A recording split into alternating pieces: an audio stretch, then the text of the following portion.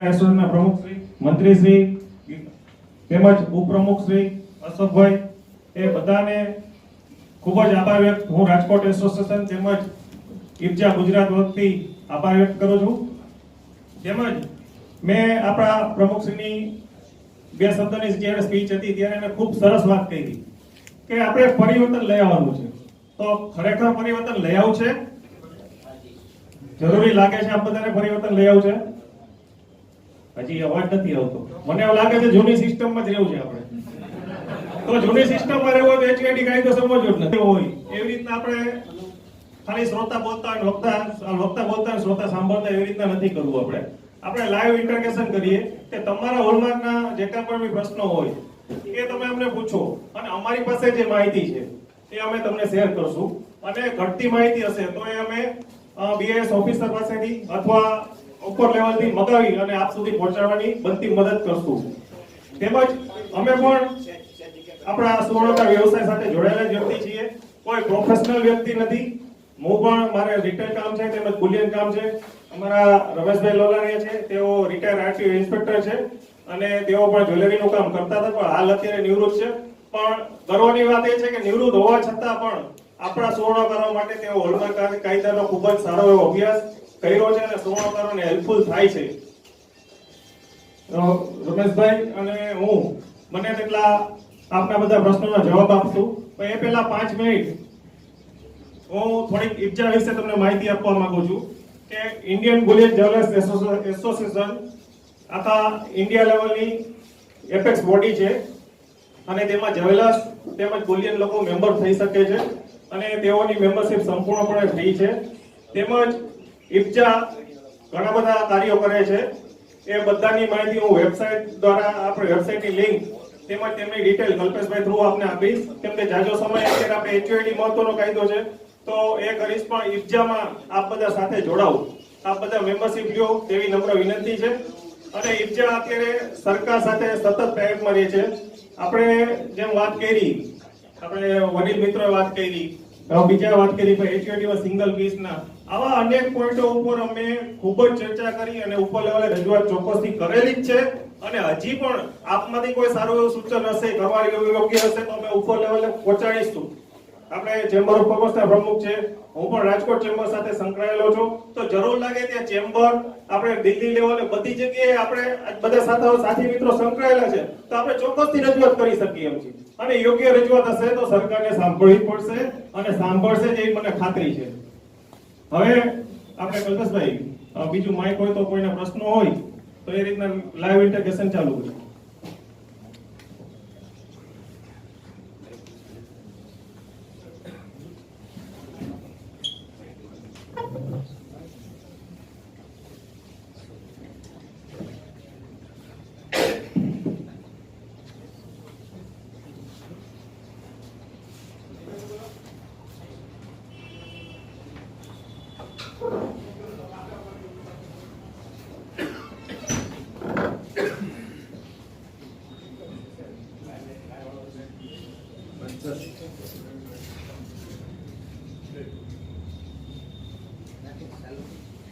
Hello, પાછળ સુધી અવાજ આવે છે? પાછળ સુધી અવાજ આવે છે? મંચસ્થ મહાનુભાવો તથા હાજર રહે સર્વે સભ્યો, આપ લોકોએ અમને માન આપી અને જે અહીંયા બોલાવ્યા છે તે બદલ હું અમારા એસોસિએશન વતી આપ સૌનો આભાર માનું છું। હવે મારી દ્રષ્ટિએ અત્યારે આપણે વહેલો અગત્યનો પ્રશ્ન એ છે કે 15 તારીખ સુધીમાં આપણે જૂના હોલમાર્ક વાળો દાગીનો ડિક્લેર કરવાનો છે। તો શરૂઆત આપણે ત્યાંથી કરીએ કે આ સ્ટોક ડિક્લેર કરવા માટે થઈ અને તમને જે કંઈ મૂંઝવણ હોય એ આપણે પહેલા લઈએ, કારણ કે હમણાં 15 તારીખ આવતા વાર નહીં લાગે અને તમારે જઈ અને હવે તૈયારી કરવી જ પડશે કે દાગીનો કઈ રીતે ડિક્લેર કરવાનો છે। એટલે પહેલો પ્રશ્ન આપણે એ લઈએ કે જે સ્ટોક ડિક્લેર કરવાનો છે એમાં જેને જેને પ્રોબ્લેમ હોય એ અહીંયા આવે. જો બીજું માઇક ન હોય તો પ્રશ્ન પૂછનાર વ્યક્તિ અહીંયા આવી અને પહેલા એનો સવાલ માઇકમાં પૂછશે, હું એનો પછી જવાબ આપીશ, જેથી કરીને સેમ પ્રશ્ન હોય ને તો ફરીથી રિપીટ ન થાય. એટલે હું કઈ રીતથી કરીશું, આ જ રીતથી કરવું છે ને, તો HUID એનો અર્થ તો હવે તમને બધાને ખબર જ છે, હોલમાર્ક યુનિક આઈડેન્ટિફિકેશન નંબર, જે દરેક દાગીનાના દરેક પીસ ઉપર અલગ અલગથી આવશે. હવે સ્ટોક ડિક્લેર કરવા માટે જેને જે અત્યારે પ્રોબ્લેમ હોય એ એક એક પછી એક અહીંયા આવે. તમે જ માહિતી આપી કે કઈ રીતે કરવાનું છે. સાહેબ, એમાં એક પ્રશ્ન એવો છે. હા, આમ તો ખ્યાલ છે પણ બધાને જાણકારી માટે આપું. સવાલ પૂછો તો બાકીનાને ખ્યાલ. 15 તારીખ સુધીમાં સ્ટોક ડિક્લેર કરવાનો છે. એમાં ખાસ કરીને લાયસન્સ 40, આપણે બેઝિક એનું સમજી લઈએ કે 40 લાખ ઉપર જેનું જીએસટી સેલ છે, વેચાણ દેખાડે છે, એને નંબર લેવો ફરજિયાત છે. બાકીનાને રજીસ્ટ્રેશન કરાવવાનું છે 40 લાખ અંદરનાને. અને એ એટલા માટે લાયસન્સ લેવું જરૂરી છે કે તમારો નવે પછીનો દાગીનો છે એ પછી હોલમાર્ક નહીં થાય જો તમારી પાસે લાયસન્સ નહીં હોય, અથવા રજીસ્ટ્રેશન નહીં હોય એનું પણ નહીં થાય. એટલે એ પાયાની વસ્તુ છે કે એ કરવું પડશે પહેલા. પછી સાહેબે જે વાત કરી કે સ્ટોક ડિક્લેરની વાત છે, તો એમાં સાહેબ હું જે સમજ્યો છું એ મુજબ કદાચ એવું હોય કે 30/6 પછી જ એને લાયસન્સ લીધું, એટલે આમાંથી જે ઘણા બેઠા એમાં 30/6 પછી લાયસન્સ લીધું હશે અથવા લેવાના હશે, હવે લેવાના હશે જે, તો એને આમાં કેટલી રીતે ઇફેક્ટ થશે 30/6 પછી ના ઓલામાં સ્ટોક ડિક્લેર માટે? સમજી ગયો. 30/6 પછી જેને લાયસન્સ લીધું હશે, બરાબર, તો 30/6 પછી લાયસન્સ લીધા પછી જ હોલમાર્ક થાય છે. એટલે 30/6 પછીથી જે એને લાયસન્સ લઈ અને દાગીનો બનાવ્યો હશે એને હોલમાર્ક માટે મોકલશે, એટલે ઓટોમેટિક HUID થઈને જ દાગીનો આવશે. એવો જે દાગીનો તમારા સ્ટોકમાં છે એને કાંઈ જ કરવાનું રહેતું નથી. ના, સાંભળો પહેલા સાંભળો. સ્ટોક ડિક્લેર જે કરવાનો છે ને એ તમારો ટોટલ સ્ટોક ડિક્લેર કરવાનો નથી. માત્ર ને માત્ર જેની અંદર જૂના હોલમાર્ક 4 માર્કાના 4 ડિજિટના જે છે એવો સ્ટોક જે હોય એ જ ડિક્લેર કરવાનો છે.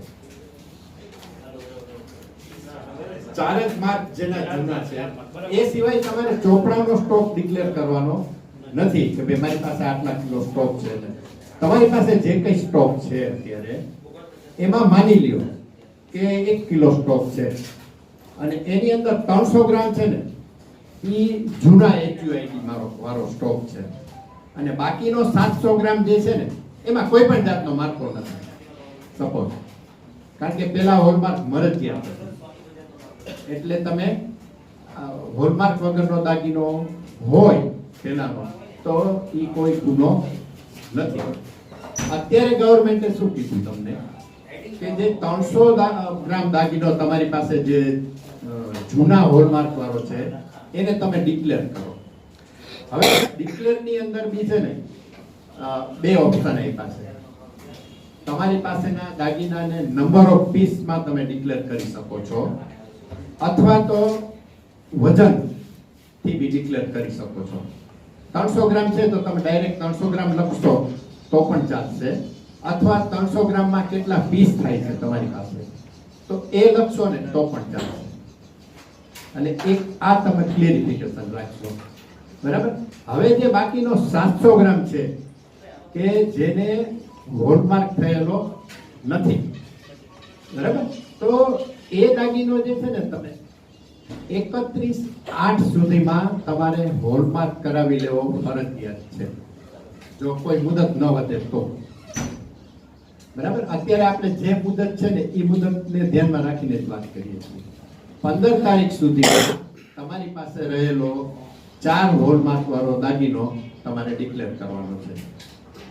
અને જેમાં હોલમાર્ક નથી એવો દાગીનો તમારે 31/8 સુધીમાં હોલમાર્ક કરાવી લેવાનો છે. અને એવો દાગીનો તમે હોલમાર્ક કરાવશો બાકીના 700 ગ્રામનો એટલે ઓટોમેટિક HUID નંબર આવી જશે. HUID નો મિનિંગ જ ઈ છે કે તમે 700 ગ્રામ દાગીનો હોલમાર્ક કરાવ્યો ને એની વિગત BIS પાસે વહી જાય છે એટલે તમારો 700 ગ્રામ ત્યાં ડિક્લેર થઈ જ ગયો. પહેલા ત્યાં જશે તમારી વિગત, પછી તમને તમારો દાગીનો મળશે. સિસ્ટમ એવી છે.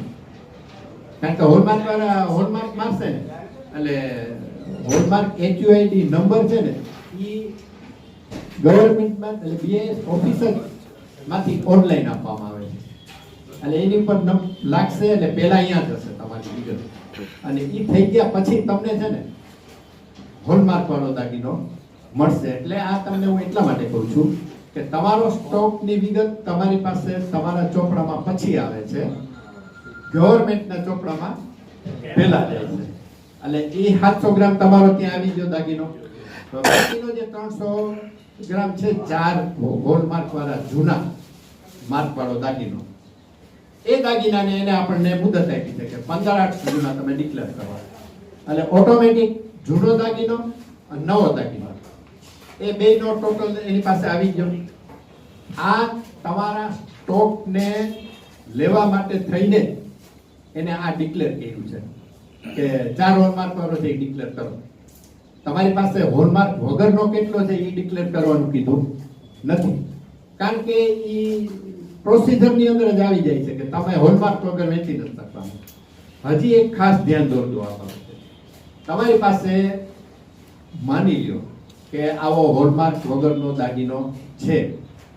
હવે તમારી સમજણ મુજબ, મારી સમજણ એવી જ હતી કે આપણને 31/8 સુધીની છૂટ આપવામાં આવી છે, પણ 31/8 સુધીમાં તમે હોલમાર્ક વગરના દાગીનાનું વેચાણ કરી શકતા નથી તમારો દાગીનો હોવા છતાં. હોલમાર્ક નહીં કરેલો હોય એવો દાગીનો જો વેચશો તો ઈ થોડા જે ઓફેન્સની અંદર કોક હળવો ઓફેન્સ હોય, કોક થોડોક એનાથી વધારે ગુનાવાળો હોય, થોડોક એનાથી એ ઉપરવાળો હોય. તો જો હોલમાર્ક વગરનો દાગીનો વેચશો ને તો સિરિયસ ઓફેન્સની કેટેગરીમાં એ આવે છે. એટલે તમે એવી ઇમ્પ્રેશનમાં નહીં રહેતા કે 31/8 સુધી આપણે આ દાગીનાને ડિસ્પોઝ કરી દઈએ તો ચાલે. It's not like that. એ અન્ડરસ્ટેન્ડિંગ હોય તો એ બરાબર નથી. એટલે તમે એક આ ક્લિયર થઈ જજો કે જો એ દાગીનો તમારે વેચવો હોય તો તમારે 31/8 સુધીમાં એને ફરજિયાત હોલમાર્ક કરાવવાનો છે. હવે આની જ અંદર હું તમને બીજું કહું કે હું 31/8 સુધી આવા દાગીનાને હોલમાર્ક કરાવતો નથી. વિચારું છું કે જો વિચારીશ તો 31/8 પછી આવો દાગીનો તમે તમારા શોરૂમની અંદર એક્ઝિબિટ કરી શકતા નથી કે સ્ટોર બી કરી શકતા નથી. વેચાણ એ નથી કરી શકતા, વેચાણ માટે રાખી બી નથી શકતા. જો આ પોઈન્ટ ન સમજાણો હોય તો અત્યારે જ ફરીથી પૂછજો, જેથી તમને અત્યારે જ એનું ક્લિયરિફિકેશન મળી જાય. માની લો કે 31/8 સુધી તમે હોલમાર્ક વગરનો દાગીનો રાખ્યો છે, તમારો સ્ટોકનો છે, સ્ટોકનો એ આવીને જીએસટી કે ઇન્કમ ટેક્સ ની દ્રષ્ટિએ જોશે તો એ તમારો સ્ટોક મળી જશે. પણ સ્ટોક મળી જવાથી BIS નો ગુનો તો ઊભો જ રહે અને BIS છે ને એનો ગુનો જોવાનો છે. એ જીએસટી નો ગુનો કે ઇન્કમ ટેક્સ નું કામ કરવા નથી આવતા, એ લોકો એનું કામ કરવા આવે છે. એટલે જો તમે હોલમાર્ક વગરનો દાગીનો તમારા સ્ટોકમાં હોવા છતાં જો 31/8 પછી રાખશો તો વગર હોલમાર્કનો દાગીનો વેચાણ માટે રાખ્યો છે એવો ગુનો તમારી સામે ઈ નોંધી શકશે. હું ડરાવતો નથી, પણ તમને સમજાવવા માટે મારે તમને થોડાક ડરાવવા જ પડે. તો ડરાવતો નથી, એવું કોઈ 1 તારીખે નથી આવી જવાનું, પણ કીપ ઇટ ઇન માઇન્ડ કે 1 તારીખે એ આવી ગયા અને તમે વિચાર્યું કે હવે આપણે આ કરાવશું. અને જો એ તમારા સ્ટોરમાં નીકળો, સ્ટ્રોક રૂમમાં પડ્યો છે, તમે બારે એક્ઝિબિટ નથી કર્યો, તો પણ એ ઓફેન્સ છે. આમાં એક પ્રશ્ન છે. હા. અમારી પાસે જે ઓર્ડરના મુદ્દા છે. કઈ વાંધો નહીં, બધા સાંભળો. સાંભળે છે. ઓર્ડરના મુદ્દા છે 25 મુદ્દા છે. 2 વીટી છે, 2 હાર છે, 2 પોંચા છે, 25 મુદ્દા અલગ છે. ઓકે. હવે અહીંયા અમે લોકલ બંધાવી કંઈક બનાવેલા છે. હવે ઈ અમે હોલમાર્ક કરવા આપીએ છીએ. તમે કાયદેસર બધું કરવા માંગીએ છીએ. પણ હવે બધી વસ્તુ બોકે અલગ અલગ ગ્રુપમાં કેટેગરી પડે છે. હોલમાર્ક વાળો એમ કહે છે કે આ બધી વસ્તુ અમે હોલમાર્ક HOD નહીં એટલે કે બધા પીસ એક સરખા નથી. ઓર્ડરનો માલ છે. તો આની કેવી રીતે વિગત કરી શકાય? નહીં, જો હોલમાર્ક માટે આપો છો હા. ત્યારે તમારે શું કરવાનું છે? એક ડિલિવરી ચલણ બનાવવાનું છે. એ તો તમને ખ્યાલ હશે. એ તો બધું કાયદેસર કરવા માંગીએ છીએ પણ પેલો HM ગ્રુપ વાળો એવું કહે છે કે બધી કેટેગરી અલગ અલગ છે. એટલે હા. આને અમે નહીં કરી શકીએ.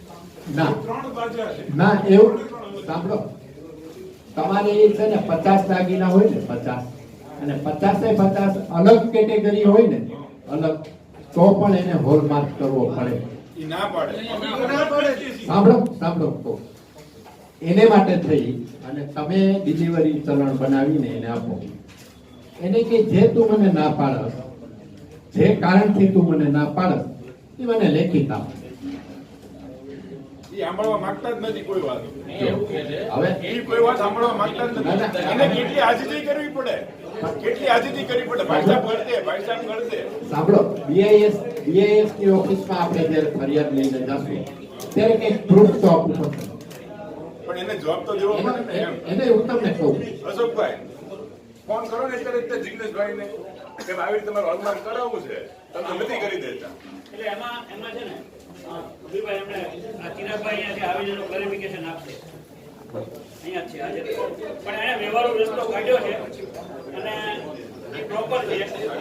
બેસીને ત્યારે સમજી લેવાય એટલે એ સુરતથી બોલાય કે સાહેબ બોલાય એવું ના, ના, આમાં જો કોઈ હોલમાર્ક સેન્ટર વાળા ઓપરેટ છે ઓપરેટ.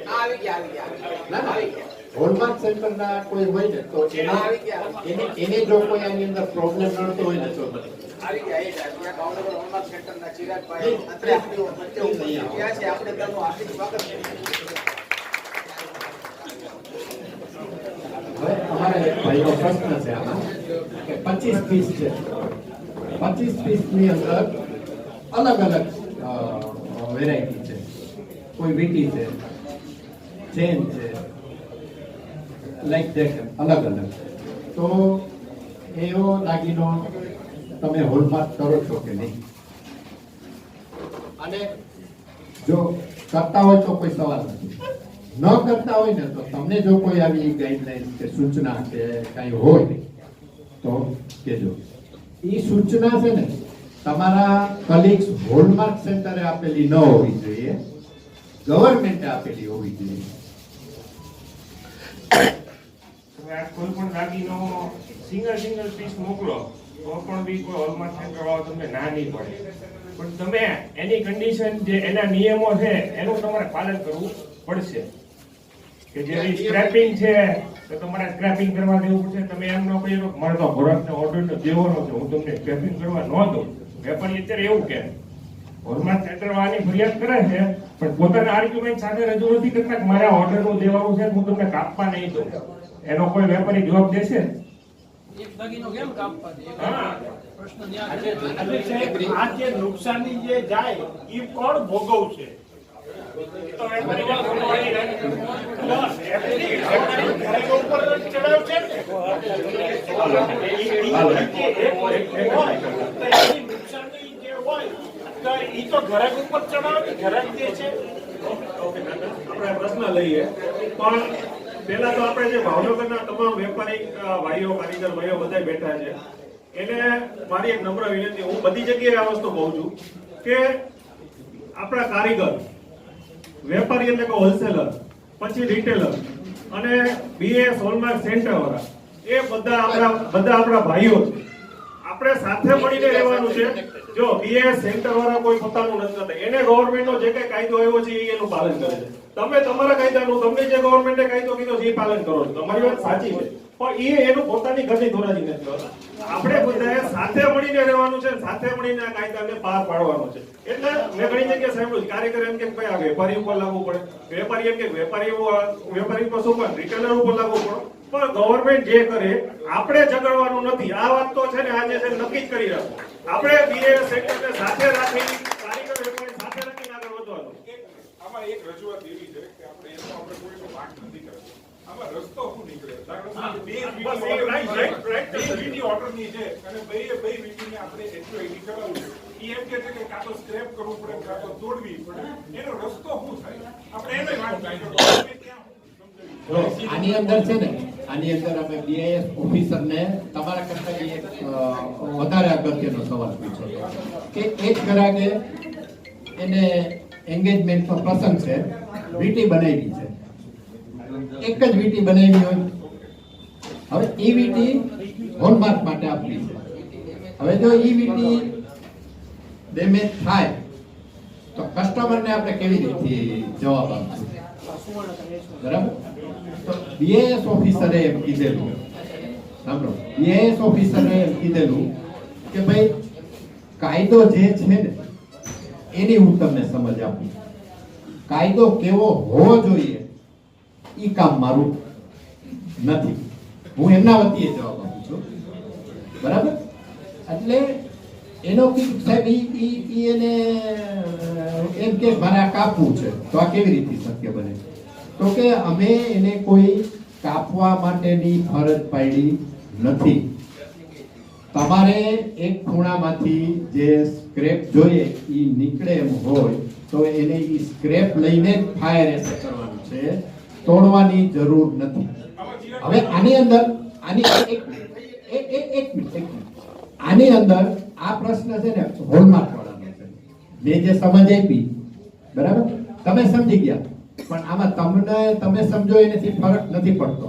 આમને જો આ મારા સવાલમાં કોઈ પ્રોબ્લેમ હોય તો પહેલા હું એમને પૂછું કે સ્ક્રેપિંગ,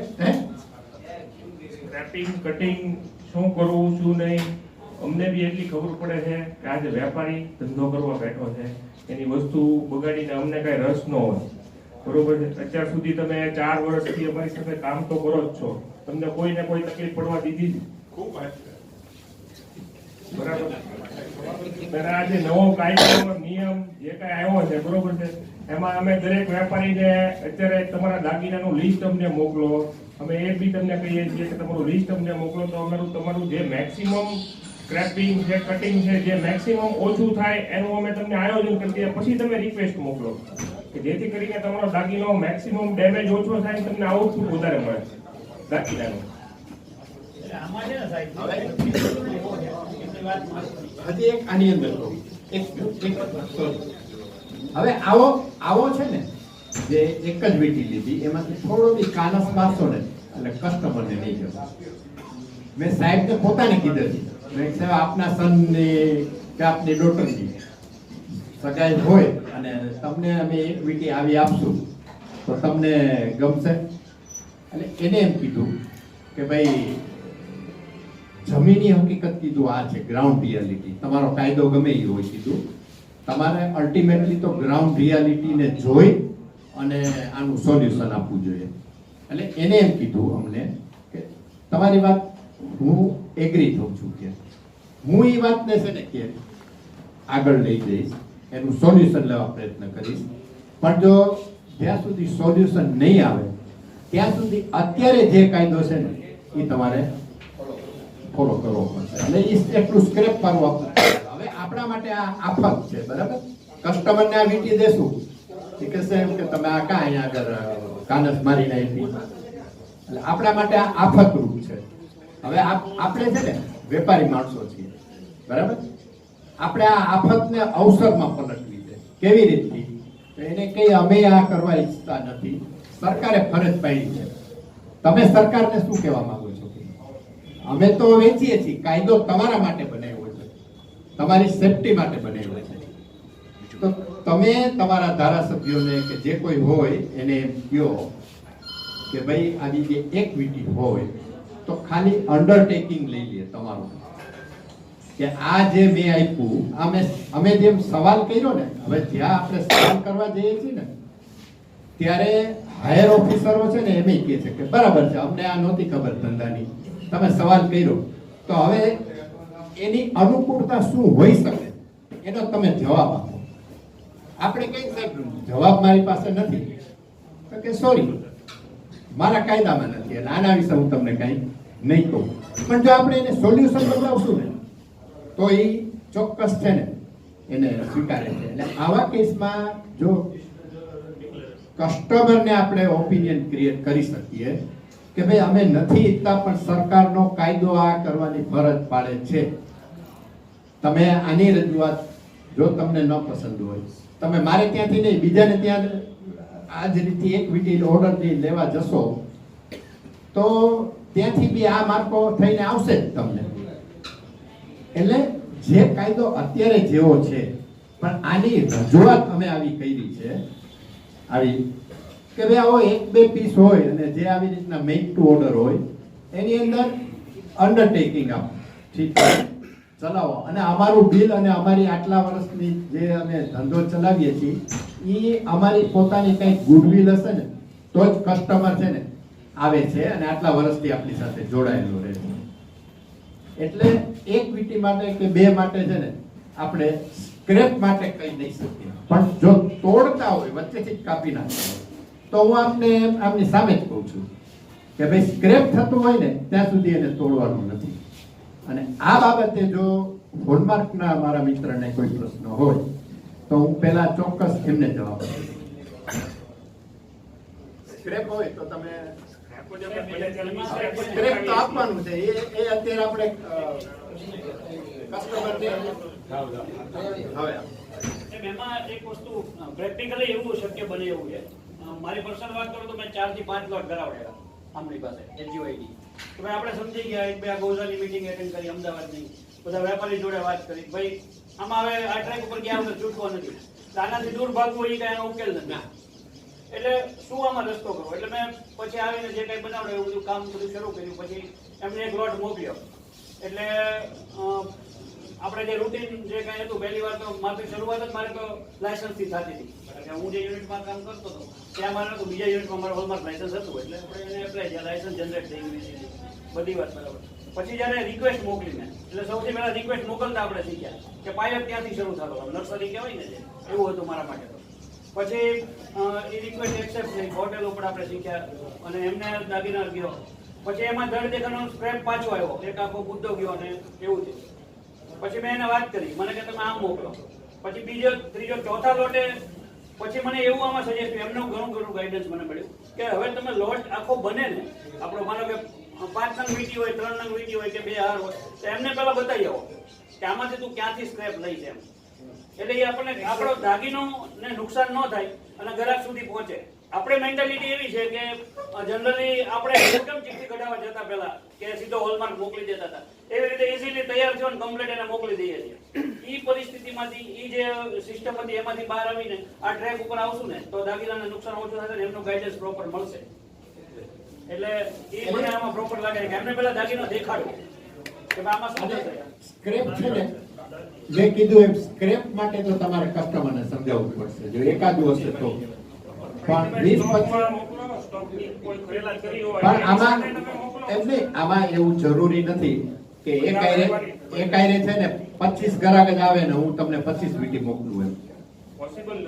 કારણ કે એક ગ્રાહક કોઈ એની ઇવેન્ટ એટલે હિસાબે એવી કરો તમે કે જેથી કરીને આ બધા પ્રશ્નોનું તમારે સોલ્યુશન બને એટલું તમારે આ પ્રશ્નમાં 1-2 વાર જેવું કરવું પડે. અચ્છા, જેને પ્રશ્ન પૂછ્યો છે તમને પૂરો જવાબ મળી ગયો કે કોઈ હજી શંકા રહે છે? ના હોય તો વિધાઉટ એની હેઝિટેશન આજે આપણે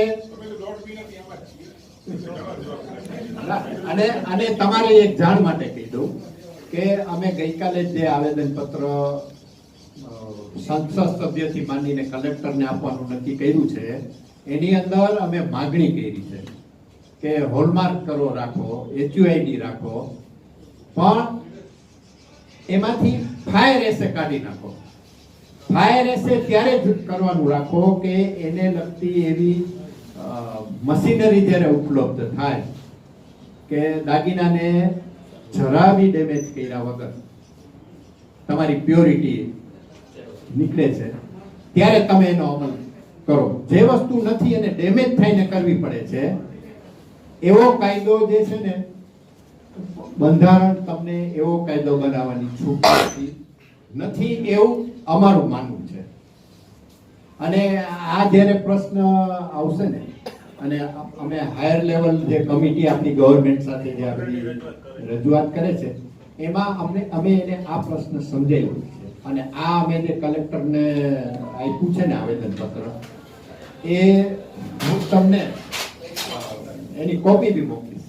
અને એમાં હું આ જે કહું છું ને એ પોઈન્ટ બી અમે લીધેલો છે. અમે તમને એમ નથી કહેતા કાયદો આપ કે છે તમારે કરવું જ પડશે, પણ અત્યારે જે કાયદો છે ને એને પાળવો પડશે. અત્યારે તો કાયદો ને ફોલો કર્યા વગર છૂટકો નથી, પણ એને લગતી આપણી હાર્ડશીપ રજૂ કરશું ને, અને હાર્ડશીપ કેવી કે આપણે એને કન્વિન્સ કરાવી શકીએ તો ચોક્કસ છે ને આપણે આમાંથી કંઈક મેળવી શકીએ.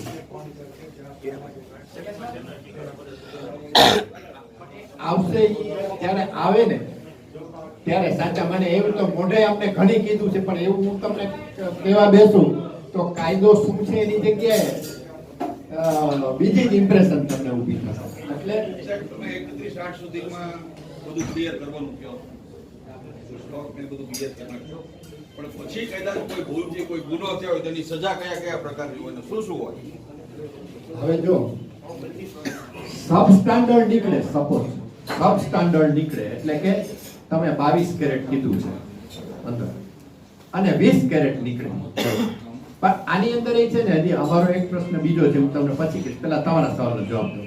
20 કેરેટ નીકળે તો જેટલો સબસ્ટાન્ડર્ડ નીકળો ને, જેટલો 2 કેરેટ નીકળો તો તમારે એની જે રકમ થાય એની ડબલ પેનલ્ટી ચૂકવવાની છે.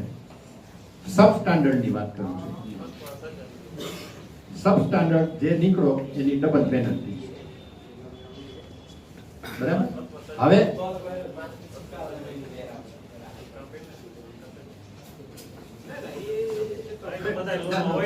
તમે પેનલ્ટી ભરવા ના પાડો તો એ તો એની મુજબના આગળના એક્શન લેવાના છે. You have to. બરાબર? એને હા, તમે અપીલમાં જઈ શકો ભોગવો એની પેનલ્ટીની સામે કે એ આખી જુદી અપીલની એના પ્રોવિઝન છે. અપીલેટ ઓથોરિટી બી તમને ના પાડે ને તો તમે એની ઉપર કોર્ટમાં બી જઈ શકો છો. પણ આ વસ્તુ કેવી છે, જેમાં છે ને ડોક્યુમેન્ટરી એવિડન્સ આવતા હોય ને, અથવા તો તમારો દાગીનો જ બોલતો હોય કે હું અશુદ્ધ છું, તો તમે ક્યાંય બી જશો ને તો તમે એની અંદર ખોટા જ પડશો ને. તમારો દાગીનો જ બોલે છે. અને બીજું કે જો તમે આવો દાગીનો એમને વેચો, હોલમાર્ક વગર વેચો, તો એ છે ને આનાથી થોડા સિરિયસ ઓફેન્સમાં આવે છે. હવે એની અંદર છે ને, એની અંદર એને એવા પાવર્સ છે કે આ એક જ દાગીનો વેચો ને એક જ દાગીના ઉપરની પેનલ્ટી કરવી એવું જરૂરી નથી. મિનિમમ 1 લાખ રૂપિયાથી લઈને 5 લાખ રૂપિયા, અથવા તો તમારું ગયા વર્ષનું ટર્નઓવર ગણી અને એનાય 10 ટાઈમ્સ. એટલે તમે ગભરાતા નહીં, આ તો જે વેરી સિરિયસ ઓફેન્સ ને એવું હોય ને એને માટે છે, એ બી કરી શકે છે. એટલે આની અંદર તમે શું કરો છો કે હોલમાર્કના કાયદાને, આખા કાયદાનું ઉલ્લંઘન કરો છો. કાયદો એમ કહે છે કે 16/6 પછીથી હોલમાર્ક વગરનો દાગીનો તમે વેચી શકતા નથી. હવે 16/6 પછીથી કહું છું, 1/7 પછીથી નહીં. 16/6 પછીથી જો તમે કોઈ હોલમાર્ક વગરનો દાગીનો વેચો તો એ બી સિરિયસ ઓફેન્સની અંદર આવે. વેચો નહીં, પણ વેચવા માટે રાખો ને આજની તારીખમાં 31/8 સુધી પ્રોબ્લેમ નથી, કારણ કે આપણને સમય મર્યાદા આપી છે 31/8 ની. પણ એ સમય મર્યાદા પૂરી થઈ ગયા પછી હોલમાર્ક વગરનો દાગીનો તમારા શોરૂમમાં રાખશો, સ્ટોર કરશો ને તો પણ તમે સિરિયસ ઓફેન્સની અંદર આવશો અત્યારના કાયદા મુજબ. અને કોઈ બી HUID કરેલો દાખલો છે અને તમે કસ્ટમરને વેચી દીધો અને ઇન ફ્યુચર એ 916 નો નીકળ્યો તો કોની જવાબદારી આવે? હોલમાર્ક સેન્ટર ની આવે, વેપારી ની આવે, કોની આવે? હા, હવે એવું કહું આપને કે અલ્ટિમેટલી જવાબદારી છે ને આની જેને દાગીનો બનાવ્યો છે, ફર્સ્ટ સેલ જેને બનાવ્યો છે એની ઉપર આવશે. એની અંદર એ છે ને સંયુક્ત જવાબદારી છે. પાછી બનાવ્યો છે અને જેને હોલમાર્ક મારી આપ્યો છે. હોલમાર્ક વાળા મારા મિત્ર હોય તો આપને જાણ માટે કહું છું કે હવે મેં તો આમની પાસેથી દાગીનો લીધો છે, હોલસેલર પાસેથી, અને મેં તમને વેચ્યો છે. તમે એને રીચેકિંગ કરાવ્યું અને એ સબસ્ટાન્ડર્ડ નીકળો તો એ દાગીનો મેં બનાવ્યો નથી, તો હું ક્યાંય ગુનામાં? કારણ કે મેં બનાવ્યો જ નથી. મેં તો એમની પાસેથી લીધો છે, જે આવ્યો છે મેં એમને આપ્યો છે. તો આવા કેસમાં BIS અત્યારના એક રૂલની અંદર પ્રોવિઝન એ છે કે પહેલા તમારે ગ્રાહકને જે વળતર નક્કી થાય ને એ આપી દેવાનું છે. એટલે આ મને જ ઓળખે, આ મારા મેન્યુફેક્ચરરને નહીં ઓળખે. એ મારો ગ્રાહક છે ને, અને મારે ગ્રાહક તરીકે હું એમાંથી 2 પૈસા કમાવાનો છું. એટલે પહેલું ડ્યુટી મારી છે કે મારે એને આ પેમેન્ટ કરી દેવાનું છે, અને ત્યારબાદ મારું આ પેમેન્ટ છે ને એ પાસ ઓન હોલમાર્ક જેનો હશે ને એની ઉપર જશે, અને એને એ આપવાનું મને ફરજિયાત છે. તમે આજે જે મુંબઈ કે જે બીજી જગ્યાએ કામ કરતા હશે મોટા શહેરોમાં, એના વેપારીઓ આજે શું કહે છે? કારીગરને કહે છે કે તું હોલમાર્ક કરીને દાગીનો આપ, તું હોલમાર્ક કરીને આપતો જ મારે તારી પાસે દાગીનો કરવો નથી કરવો. શું કામ? એ છૂટી જાય છે, એ ટ્રેડિંગ કરે છે, એ મેન્યુફેક્ચરિંગ નથી કરતા. હોલમાર્ક વાળો દાગીનો લ્યો છો તમે, અને તમે તો લઈ અને વેચો છો. એટલે બધાને દરેકને પોતાના સ્ટેજે શું કરશે? પોતાની સેફટી પહેલા જોશે ને. એટલે એ જોશે કે આમાં મારે આ બધી ઓલીમાં પડવું, એના કરતા હું તૈયાર હોલમાર્ક વાળો દાગીનો લઈ ન વેચું. એટલે અત્યારે આ સિચ્યુએશન બજારમાં ઊભી થયેલી છે કે કારીગરોને એમ કહેવામાં આવે છે કે હોલમાર્ક કરાવી નાખો.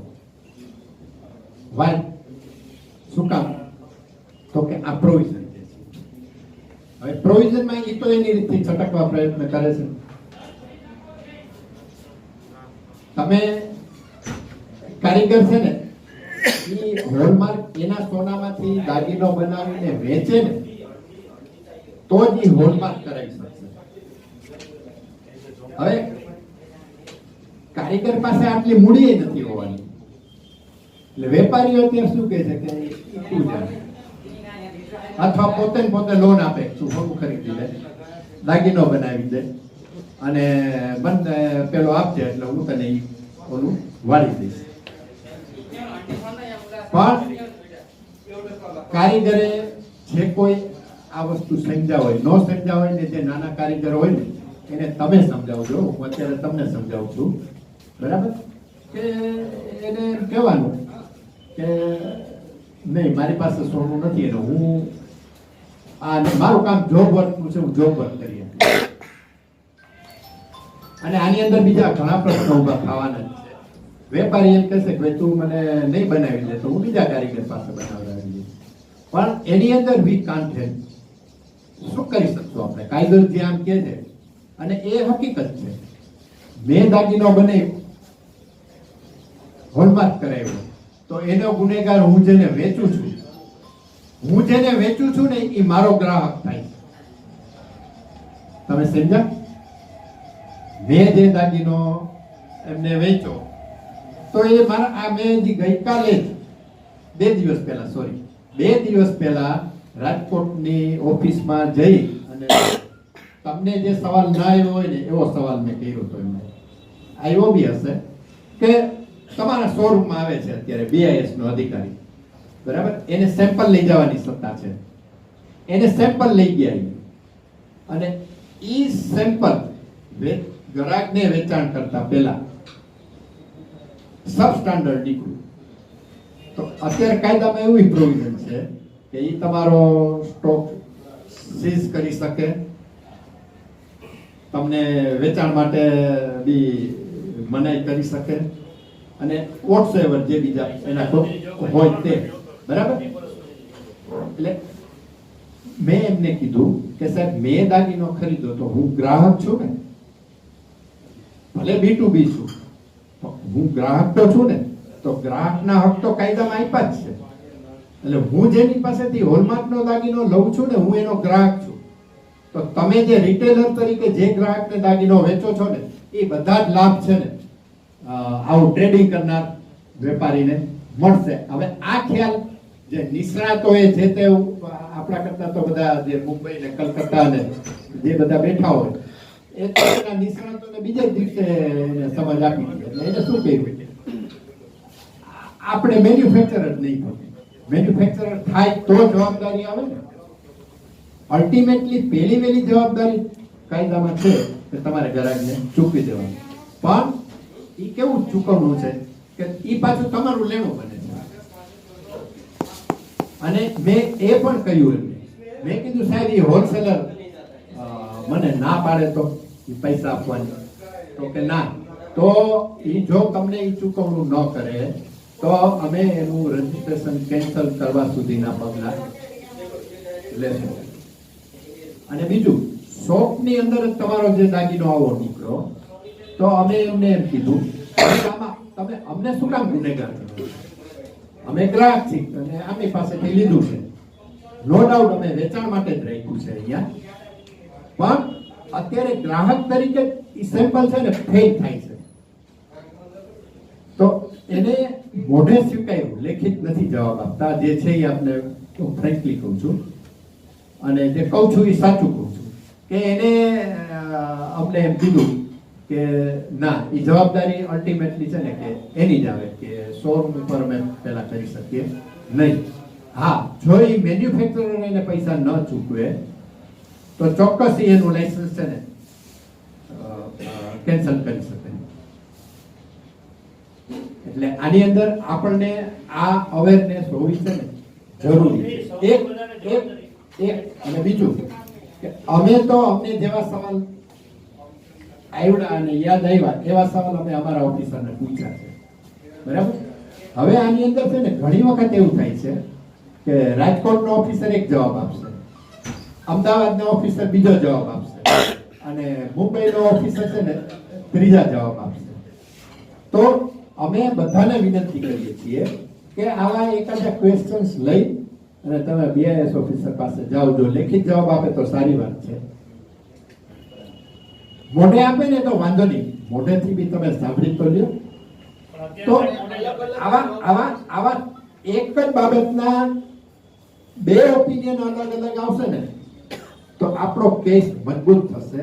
આપણે ગવર્મેન્ટને કહી શકશું કે સાહેબ આમાં સાચું છું. અને જ્યારે બે ઓફિસરના અલગ અલગ ઓપિનિયન હોય ને એવો કેસ કોર્ટમાં જાય ને તો બી તમને સજા થાય નહીં, સજા કરી શકે પણ નહીં. કારણ કે તમારું લો એમ કહે છે, એક ઓફિસર જે ઓથોરિટી જે કહે છે ઈ કે છે આમ થાય, બીજો કે છે આમ થાય. આપણે છેલ્લે માનવાનું કોને? BIS કહે ને તો સાહેબ મેં શું ગુનો કર્યો, મને નથી ખબર પડતી, હું BIS પાસે ગયો ને એને મને જવાબ આપ્યો, એ પ્રમાણે મેં આ કહ્યું.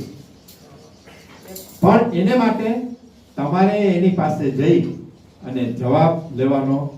હવે જવાબ નથી આપતા એટલે હવે હું તમને આગળના સ્ટેપની ચર્ચા કરું એના કરતા આપણે અત્યારના સ્ટેપની ચર્ચા કરીએ વધારે સારું. પણ શું કરવાના છીએ હું તમને કહું. અમે આ જવાબ મોઢે નથી આપતા ને, એટલે આ જવાબ અમે RTI ની અંદર પૂછવાના છીએ, રાઈટ ટુ, બરાબર. કે સાહેબ આનો જવાબ આપો. અને RTI એક એવી વસ્તુ છે કે એની અંદર એને કાયદા મુજબનો જ જવાબ આપવો પડે. ખોટો જવાબ આપે ને તો જવાબ આપનાર અધિકારી પર્સનલ ગુનેગાર બને છે અને એ 2 વખત વિચાર કરશે. પણ એને માટે હવે છે ને એ આપણાથી આરટીઆઈ થાય, આપણા ધંધા હશે અને આપણી ઉપર એક ખાર રાખશે, ગમે ત્યારે આવી જશે.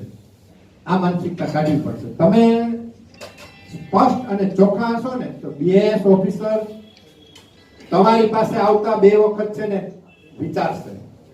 અરે હું એમ કહું છું, તમારો રેકોર્ડ જો સ્પીકિંગ રેકોર્ડ રાખશો ને, તમે હું કહું છું કેવી રીતે સ્પીકિંગ રેકોર્ડ એ જો તમે રાખશો ને તો એ જોશે ને ત્યાં સમજી જશે, એટલે તમને કાંઈ આડાવડી વાત નહીં કરી શકે. પણ તમારે બી એ કાયદાને અને એની પ્રોસિજરને પેલી એ કરવી પડશે. હવે એક્યુરેટી નો કેવી રીતે રાખવો એ હું તમને કહું, પેલા કઈ પ્રશ્ન હોય ને. એક ખાસ તો સાહેબ એક તમને ટર્ન એમાં એકચ્યુઅલી એવું છે, અમારા એસોસિએશનમાં લગભગ 40 ની અંદરના છે ઘણા બધા. તો થોડોક એની વિશે પ્રકાશ પાડો કે જે 40 લાખની અંદરનાને શું કરવાનું છે ને ટર્નઓવરની વ્યાખ્યા શું. ઘણાને નથી ખ્યાલ હોતો કે ભાઈ સેલ પરચેજ 2 ગણવું, એટલું સેલ ગણવું. એટલે 40 ની અંદરનાનું તે જેનું છે, જેને 40 ની અંદરના હોય એને કઈ મનમાં ક્વેશ્ચન હોય તો પૂછી શકે છે સાથે. હવે પહેલા જવાબ દીધો પછી સવાલ કરજો કોઈને પેલો હોય ને. આ 2 દિવસ પહેલા જ અમે પૂછેલું છે, અમારી પાસે રાઇટિંગમાં સવાલ હશે અહીંયા કે 40 લાખથી નીચેના ટર્નઓવર વાળા પેલાને હોલમાર્કનો કોઈ કાયદો લાગુ પડે છે? અમે ડાયરેક્ટ બીજા નાના મોટા પેટા પ્રશ્નો પછી પૂછીએ, પણ જો પહેલા જ પ્રશ્નનો જવાબ આવી જતો હોય તો પછી આગળ ક્યાંય પૂછવાનું રહેતું નથી. એટલે અમે એને એ જ પૂછ્યું, મેં કીધું સાહેબ 40 લાખથી નીચેનું ટર્નઓવર છે એને કોઈ બીઆઈએસ નો કાયદો લાગુ પડે? ખાસ કરીને પ્યોરિટીનો. એટલે પ્યોરિટી આ 3 કેટેગરી અને બાકીની 3 હવે આવશે. ઈ અથવા કોઈ પણ બીજી કેટેગરીનો ઈ બનાવશે.